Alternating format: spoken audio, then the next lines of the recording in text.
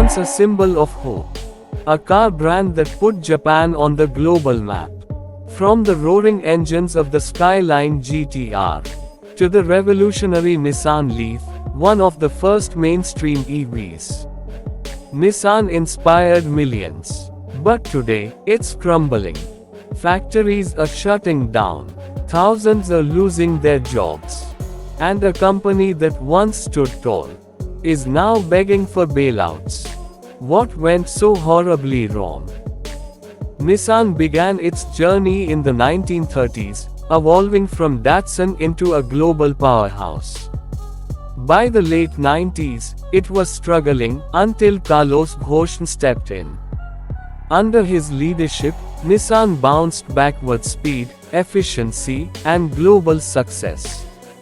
Models like the Altima, Rogue, and the 370Z brought Nissan into millions of homes. And then came the Nissan Leaf, the world's first mass-produced electric vehicle. The future looked electric, literally. Carlos Ghosn wasn't just a CEO. He was a global icon, until he wasn't. In 2018, he was arrested in Japan for financial misconduct. Accused of underreporting income and misusing company assets. He claimed it was a corporate conspiracy. A boardroom coup to remove him. In a dramatic twist, he fled Japan hidden inside a musical instrument case. And escaped to Lebanon. The scandal shook Nissan to its core. Without Ghosn, the company lost its direction, leadership was chaotic. Innovation stalled, models aged, quality dropped. In China and the US, Nissan's two biggest markets, sales began to plunge. Even loyal customers started looking elsewhere.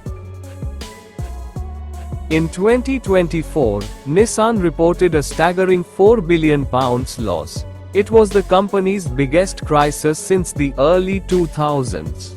The response? Shut down 7 of its 17 factories worldwide, lay off over 20,000 workers, cut production of key models like the affordable Versa, and to stay afloat, begged the UK government for a £1 billion bailout, just to keep its Sunderland plant alive.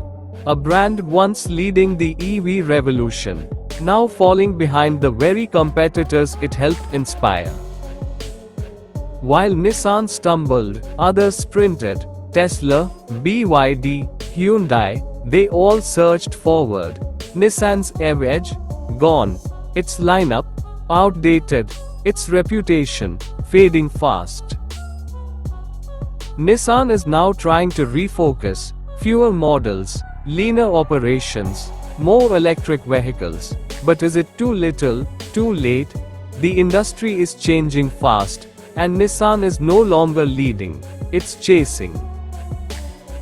This is the fall of Nissan, a reminder that even giants can stumble if they lose their vision, their leaders, and their connection with the people.